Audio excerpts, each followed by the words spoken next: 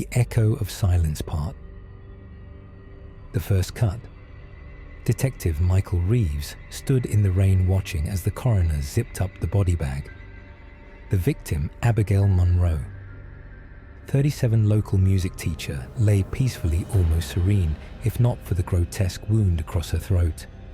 It wasn't just cut, it was hollowed out. Her vocal cords had been surgically removed with disturbing precision, same as the others. Dr. Wallace said, peeling off her gloves. Cause of death is blood loss from the throat laceration, but the removal of the vocal cords happened while she was still alive.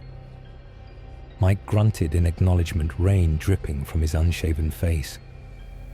3 victims in 3 weeks in Oak Hollow, a town so small, most maps forgot it existed.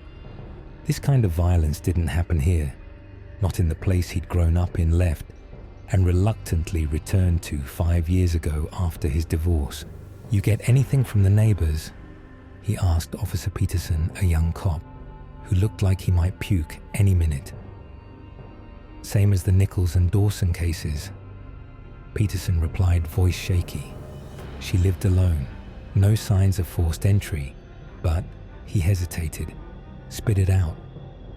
Her sister mentioned something weird. Said Abigail called her 3 days ago, freaked out about hearing whispers in her house. Said it sounded like voices telling her things nobody should know." Mike felt a chill that had nothing to do with the rain. What kind of things? Secret stuff from her past, things she'd never told anyone. "Fuck," Mike muttered. That was new and disturbing. Back at the station, Mike pinned Abigail's photo beside the others on the board. Tom Nichols, 42 bartender, Eliza Dawson, 29 nurse, now Abigail Monroe, 37 music teacher, no obvious connections, except they all lived alone and all died the same way, throats cut, vocal cords removed. Chief Harris watched from the doorway, arms crossed. 3 murders in 3 weeks. We've had 3 murders in the last 30 years. The mayor's breathing down my neck. I need something. Mike rubbed his bloodshot eyes. "I know I'm working on it. Work harder. This town's about to tear itself apart with fear." After Harris left, Mike pulled out his notebook. 3 victims. 3 weeks. Something about the pattern nagged at him. He flipped through the files, searching for anything he might have missed. His phone buzzed with a text from his ex-wife about their daughter's upcoming visit. He ignored it. One detail kept coming back. All 3 victims had reportedly heard whispers in the days before their deaths. He'd initially dismissed it as pre-murder paranoia, but now it seemed significant. What if they'd actually heard something or someone? The station was nearly empty at 2 a.m. when Mike finally headed home. The rain had stopped, leaving Oak Hollow shrouded in mist. His headlights cut through it as he drove past the abandoned Whispering Pines Asylum on the outskirts of town. A Victorian monstrosity that had closed in the 80s after patient abuse scandals. Local kids claimed it was haunted. Mike had always thought that was bullshit.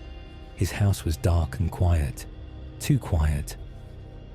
He'd never gotten used to the silence after his wife and daughter left. He poured himself 2 fingers of whiskey and collapsed onto the couch, case files spread around him.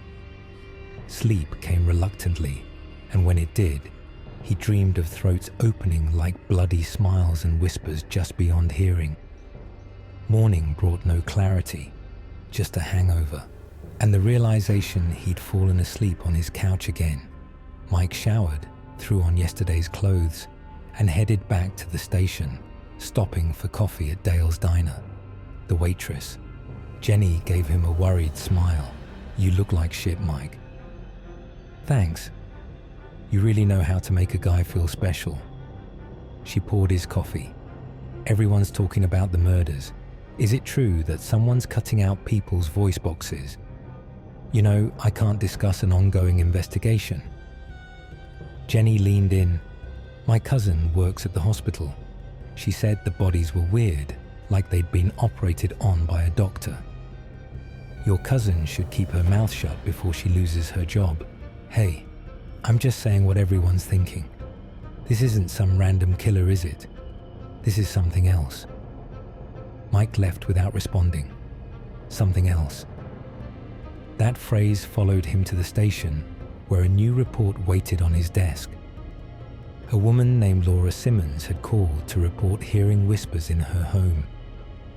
Mike was at her door within 20 minutes. Laura Simmons lived in a small blue house on Maple Street. She was in her early 30s, dark-haired and nervous fingers constantly twisting a pendant around her neck. "I know it sounds crazy," she said, after inviting him in, "but I keep hearing these whispers. At night, mostly, they know things. Detective things about me." "What kind of things?" Mike asked, notebook ready. Laura's eyes darted around the room. "Secrets, mistakes I've made. Things I've never told anyone." A chill ran up Mike's spine. "When did this start?" 3 days ago. I thought it was just the pipes or something at first. But then..." She shuddered. "Then it started saying names. My sister's name. My ex's name. It knew about the abortion I had in college. Nobody knows about that. Nobody." Mike wrote everything down, trying to keep his hand steady. "Have you seen anything unusual? Anyone hanging around your house?" She shook her head. "No, nothing like that. But sometimes I feel like someone's watching me. And last night I woke up and there was this smell like old medicine and rot." Her voice broke. "I'm not crazy, detective. I swear I'm not. I don't think you're crazy, Miss Simmons." Mike handed her his card. "Call me anytime, day or night, and maybe stay with a friend for a few days. You think I'm in danger, don't you?" Mike hesitated. "I think it's better to be cautious right now." Back in his car, Mike called Peterson. "I need you to put a patrol on Laura Simmons' house, round-the-clock surveillance. You think she's the next target? I think I'm not taking any chances." That night, Mike found himself parked down the street from Laura's house. Peterson was on official watch, but Mike couldn't shake the feeling that something was going to happen. He sipped cold coffee and stared at her windows, watching shadows move behind curtains. Around midnight, his radio crackled. "Detective Reeves." It was Peterson. "Go ahead." "I just did a perimeter check. Everything's quiet. Too quiet, actually. No crickets. No nothing." Mike frowned. "I'm coming over." As he approached Laura's house, he noticed it too. The unnatural silence, as if sound itself was being swallowed up. He drew his gun and moved toward the front door. "Peterson." He called softly. No answer. The door was unlocked. Mike pushed it open slowly, gun raised. "Miss Simmons, Officer Peterson. It's Detective Reeves." Silence greeted him. The living room was empty. So was the kitchen. But as he moved toward the hallway, he heard it, a soft, barely audible whispering, "Peterson, Laura." The whispers grew louder as he approached the bedroom door. Not words exactly, but something like words slithering around the edges of his mind. When he pushed open the bedroom door, the smell hit him first, coppery blood, and something else, something old and rotten. Peterson lay on the floor, throat torn open, eyes staring at nothing.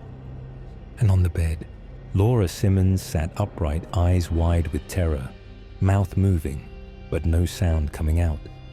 Blood cascaded from the gaping wound in her throat. As Mike watched in horror, she toppled sideways onto the mattress. "Fuck."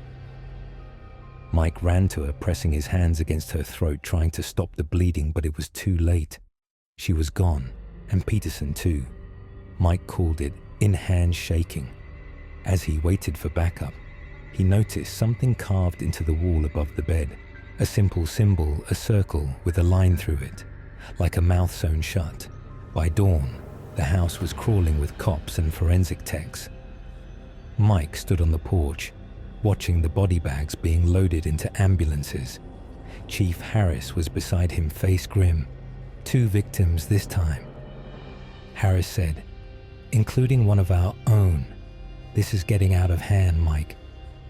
"I was right here," Mike said, voice hollow. "Right outside the goddamn house. You couldn't have known. I should have been faster." I heard the whispers too. "Chief, right before I found them."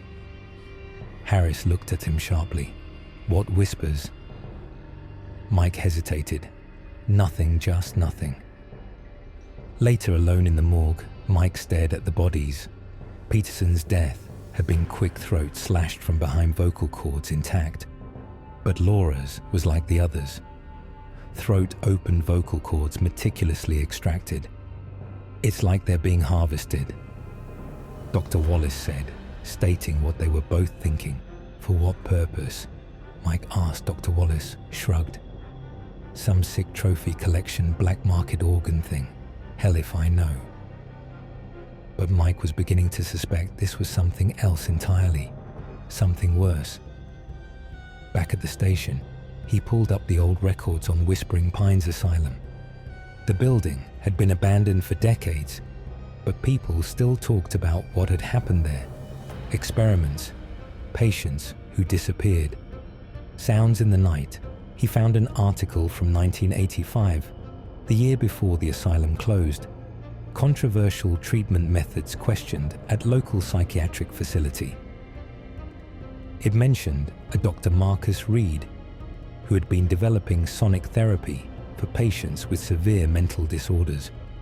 The therapy involved extracting negative energies through vocal vibrations. The picture showed a gaunt man with hollow eyes and a thin smile. Something about his face made Mike's skin crawl. Further digging revealed that after the asylum closed, Dr. Reed had disappeared.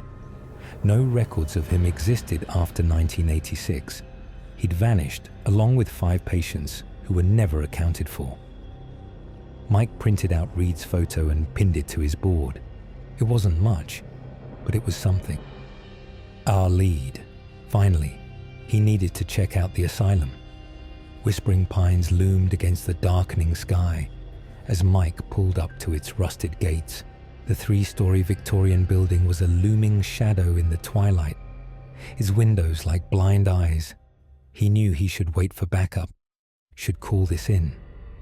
But something pushed him forward, a certainty that answers waited inside.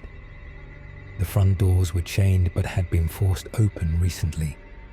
Mike slipped through flashlight, cutting through the darkness. The entrance hall was vast, with a grand staircase leading to upper floors.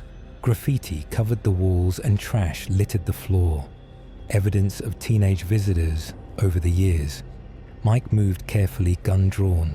"Hello," he called. "Anyone here? Michael." He spun around, heart racing. "Who's there?" But there was only silence. The first floor yielded nothing but empty rooms and decay. The second floor was mostly patient quarters, small cells with bare metal bed frames. But it was the third floor that drew him, some instinct pulling him upward. The administrative offices were there, including what must have been Dr. Reed's office. The door was locked, but Mike broke it open with his shoulder. Inside, time seemed to have stopped. Unlike the rest of the asylum, this room was pristine. No dust, no decay. Books lined the shelves. Papers were stacked neatly on the desk, and on the wall hung a framed photograph of Dr. Reed, standing with 5 orderlies, or what Mike had assumed were orderlies. Looking closer, he realized they weren't staff at all. They were patients, identifiable by the vacant looks in their eyes. Below the photo, a journal lay open on the desk. Mike picked it up, flashlight, illuminating the neat handwriting.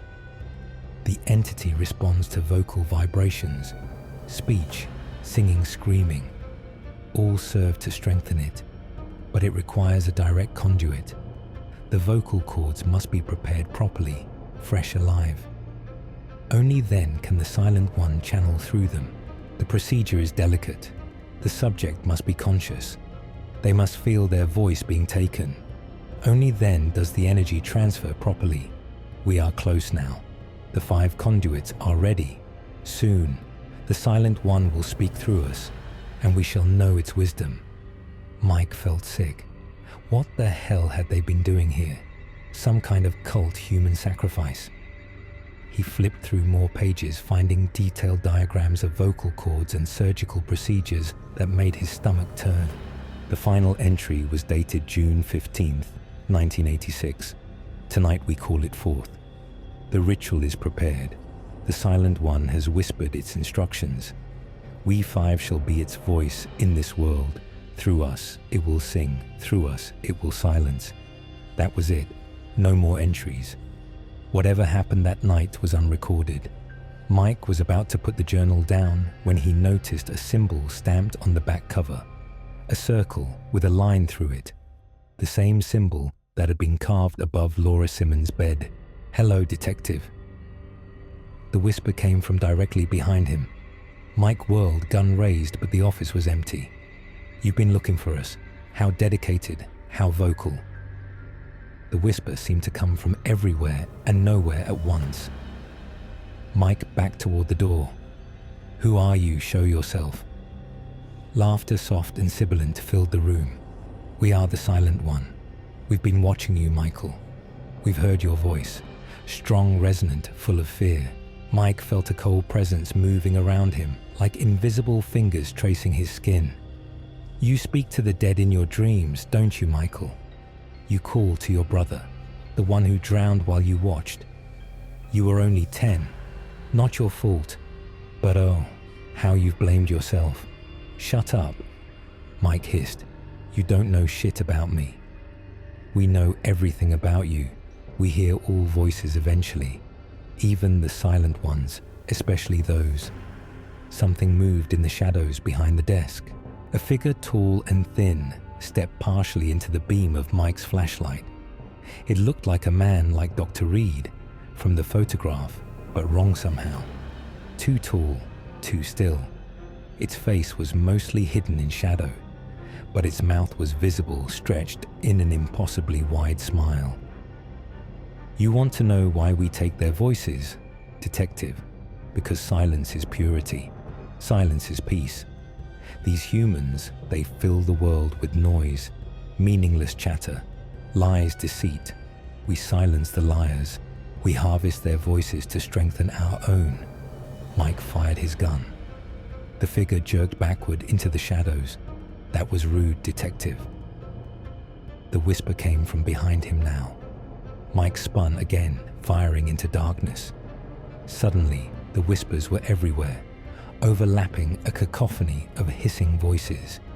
We were trapped here for so long, bound by Reed and his followers. They thought they could control us, use us, but we consumed them instead, took their voices, made them our first disciples, and now we're free. The town called to us, so many voices, so much guilt, so many secrets. You freed us, Michael. When you came back to town 5 years ago, your grief, your guilt, your voice in the night, screaming for forgiveness, it was the key to our prison. Mike backed out of the office, firing again and again, until his gun clicked empty. The whispers followed him down the hallway. "Run, detective, run and tell them, but who will believe you? You'll just be another crazy man hearing voices." Mike ran down the stairs through the entrance hall, out into the night. He didn't stop until he reached his car, lungs burning, sweat pouring down his face, despite the cold. As he fumbled with his keys, a final whisper reached him. "We'll be seeing you soon, Michael. We like your voice, so full of pain, so full of power." Part 2. The silence spreads. The station was chaotic the next morning. News of Officer Peterson's death had spread, and the mayor had called in state police for assistance. Mike sat at his desk, staring at the journal he'd taken from the asylum, trying to make sense of what he'd seen, what he'd heard. Chief Harris stopped by his desk. "Jesus, Mike, you look worse than yesterday. You sleeping at all?" "I went to Whispering Pines last night," Mike said, voice hoarse. Harris's expression darkened. "Alone? What the fuck were you thinking?" "I found someone." Mike pushed the journal toward Harris. "There was a doctor there in the 80s, Marcus Reed. He was conducting experiments on patients. Something about vocal vibrations and energy transfer." Harris flipped through the journal, frowning. "This is some seriously disturbed shit. But what's it got to do with our case? I think Reed started some kind of cult. They were trying to summon something they called the Silent One. And I think they succeeded. And now it's loose." Harris studied Mike's face. "You're serious?" "I know how it sounds, but I was there, Chief. I heard it, saw it. It's killing people and taking their vocal cords to strengthen itself. And it's spreading. It whispers to its victims. First tells them secrets nobody should know. Then it kills them." "You're talking about a ghost, Mike. A fucking ghost. I'm talking about something that's killed 4 people and will kill more if we don't stop it." Harris sighed, rubbing his temples. "Look, you're exhausted. You've been working non-stop since this thing started. Go home, get some sleep. Let the state boys handle things for a day." "Chief, that's an order, detective. Go home, sleep. Come back when you don't sound like a crazy person." Mike knew there was no point arguing. He grabbed the journal and left, but he didn't go home. Instead, he drove to the town library, where the archives of the local newspaper were kept. He needed to know more about Reed, about the asylum, about what happened in 1986. The librarian, Mrs. Keller, an elderly woman who had worked there for decades, helped him locate the relevant files. "Terrible business, that asylum," she said, as she laid out bound volumes of newspapers. "People said awful things happened there, but nobody wanted to talk about it." Mike found what he was looking for in articles from June and July 1986. On June 16th, the day after the final entry in Reed's journal, a fire had broken out at Whispering Pines, killing Dr. Reed, and 5 patients, the official report, blamed faulty wiring. But there were inconsistencies that raised questions. The bodies were found in the basement, arranged in a circle. All had their throats cut. Initially, it was assumed Reed had killed the patients and then himself. But the coroner's report noted that Reed's vocal cords were missing. The investigation was closed quickly. The asylum was shut down, the remaining patients transferred. The whole incident was buried, forgotten. Until now. As Mike was leaving the library, Mrs. Keller stopped him. "Detective, there was something else, something not in the papers." "What is it?" She glanced around nervously. "My late husband was a paramedic. He was one of the first on scene that day. He said they found a recording. A tape. Reed had been recording the procedure. Do you know what happened to this tape? The police took it as evidence. It should be in your records somewhere." Mike thanked her and headed straight back to the station. If the tape existed, it would be in the evidence lockup, filed away and forgotten. The evidence clerk, a bored-looking man named Hendricks, was reluctant to help at first. "Ancient cases aren't my problem, detective. I've got 3 active crime scenes to process." Mike leaned across the counter. "People are dying, Hendricks. Right now. This could help stop it." "Fine." Hendricks sighed. "What year?" 1986. June, Whispering Pines Asylum fire. Hendricks disappeared into the back and returned 20 minutes later, dust on his hands, but triumphant. "Found it. Box was way in the back. Bunch of old files, photographs, and..." He held up a plastic evidence bag containing a cassette tape. One audio recording label says, "Reed Procedure, June 15, 1986. Mike stared at the tape. "I need to hear it." Ancient tech man. Don't even know if we have anything that can play it. Find something. An hour later, Mike sat in an interview room with an ancient tape player borrowed from the AV department of the local high school. He inserted the cassette with shaking hands and pressed play. Static crackled. Then voices emerged, distant at first, then clearer. Recording is a documentation of Procedure 37 final phase. Subjects A through E have been prepared. The conduits are open. Reed's voice was clinical, detached. Shuffling noises, murmured chanting. We call upon the Silent One.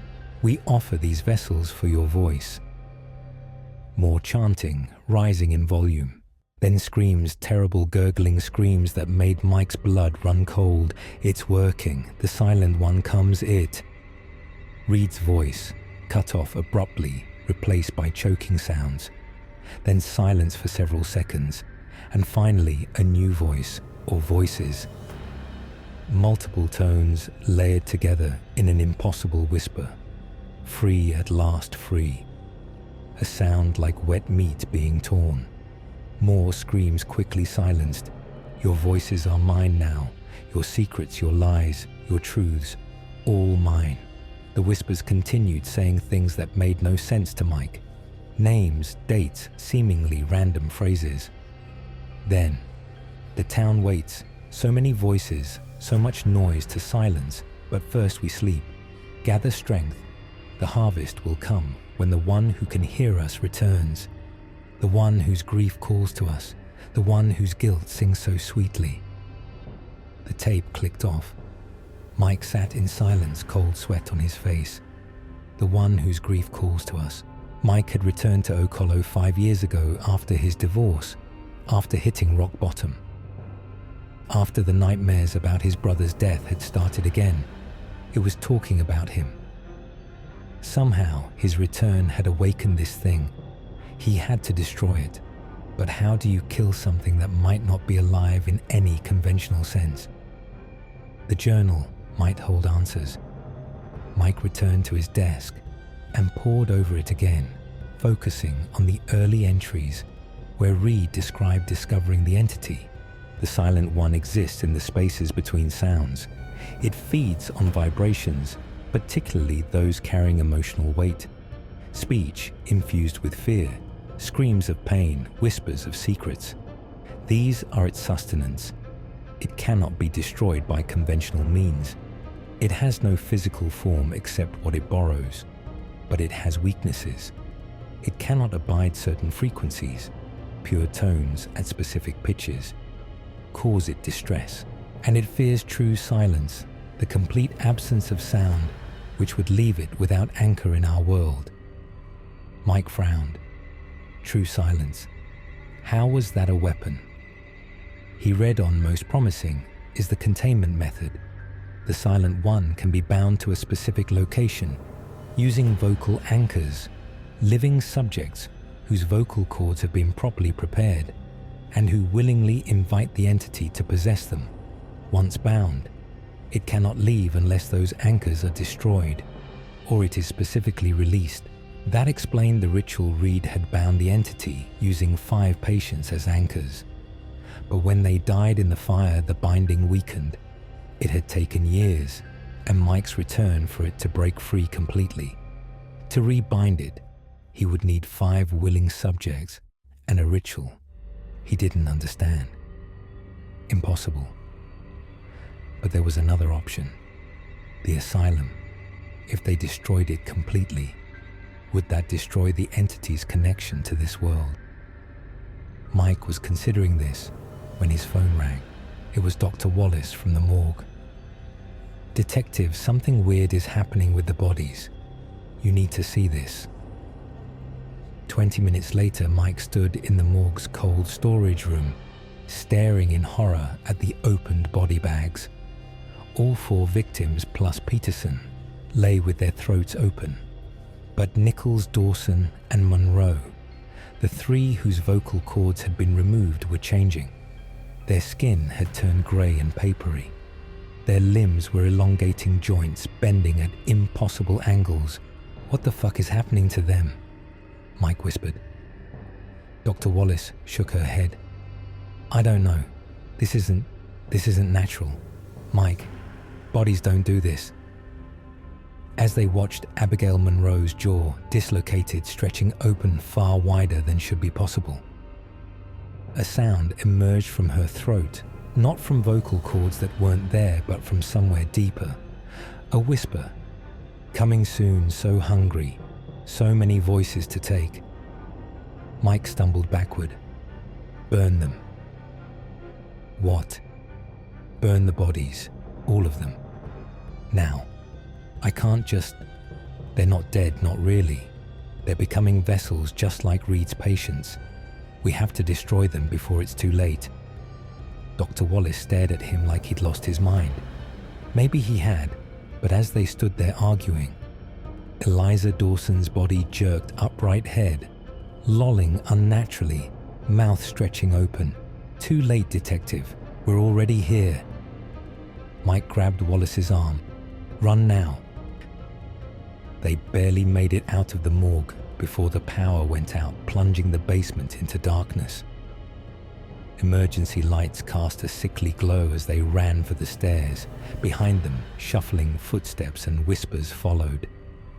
Mike slammed the morgue doors shut and jammed a fire extinguisher through the handles. It wouldn't hold them for long. We need to evacuate the building, he told Wallace. Then call the fire department. The whole place needs to burn. You're talking about destroying evidence, burning county property. I'm talking about staying alive. A crash from behind the doors emphasized his point. The fire extinguisher was bending. They ran upstairs, shouting for everyone to get out. Most thought it was a drill until the lights went out throughout the building. Then panic set in. Outside in the parking lot, Mike watched as people streamed out of the station. His mind raced. The bodies were just the start. The silent one was growing stronger, spreading. Soon it would be loose in town, whispering secrets, harvesting voices. He pulled Chief Harris aside. We need to evacuate the town. Get everyone out of Oak Hollow. Based on what some walking corpses only you saw. A fucking ghost story. Before Mike could respond, a scream came from the station entrance. Officer Ramirez stumbled out, clutching his throat, blood pouring between his fingers. Behind him, the grey, elongated form of what had once been Tom Nichols lurched into view. Harris's eyes widened. Jesus Christ. Now do you believe me? The chief nodded, face pale. I'll call in the National Guard, start evacuation procedures. Too slow, Mike said. We need to warn people now. He ran to his car and grabbed the loudspeaker. As Harris began organizing the officers, Mike drove through town, broadcasting a warning. This is Detective Michael Reeves. A dangerous situation is developing in Oak Hollow. Everyone needs to leave town immediately. I repeat, evacuate immediately. Do not go home for possessions. Do not wait. Leave now. Head toward Riverdale. People came out of shops and houses confused and frightened. Some obeyed immediately, grabbing children and pets racing for cars. Others hesitated, doubtful. Mike kept driving, kept warning, but as he passed the town square, he saw them grey figures with elongated limbs and stretched mouths moving among the panicking townspeople. Not just the 3 bodies from the morgue. There were more now, at least a dozen, and they were whispering.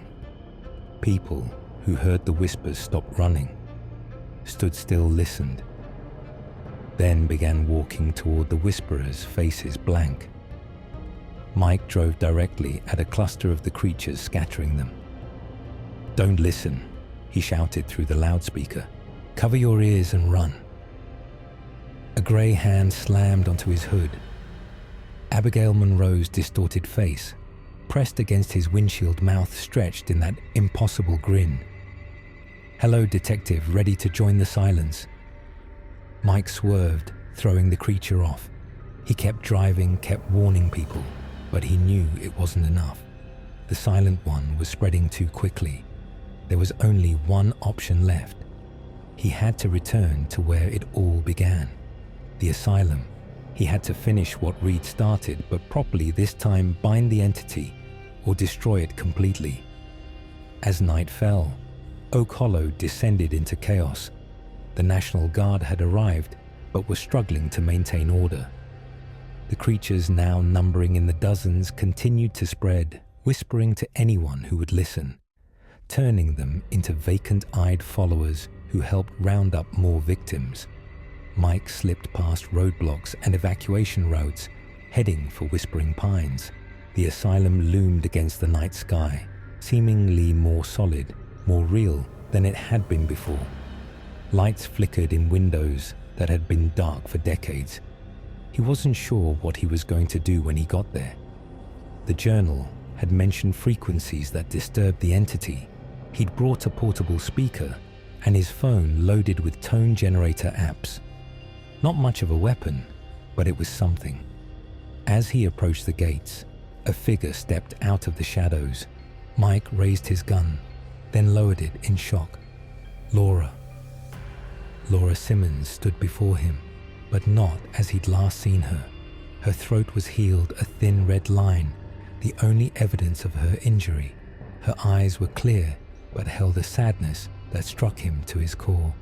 "You're not real," he said, backing away. "You're dead. I saw you die." "I am dead," she agreed, voice soft but audible, despite her missing vocal cords, but not gone. Not completely. "What are you?" An echo, a memory. The silent one took my voice, but it couldn't take all of me.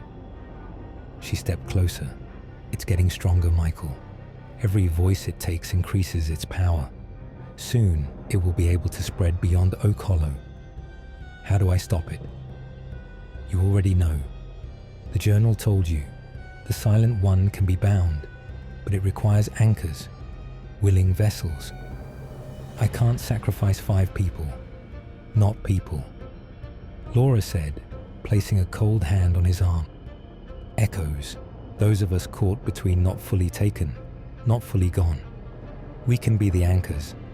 How? Find Reed's ritual chamber, complete the binding that he botched. We'll do the rest." "We." 4 more figures emerged from the shadows, the other victims. Tom Nichols, Eliza Dawson, Abigail Monroe, and Officer Peterson. "We're all here," Laura said, "caught in between. The silent one doesn't fully control us. Not yet.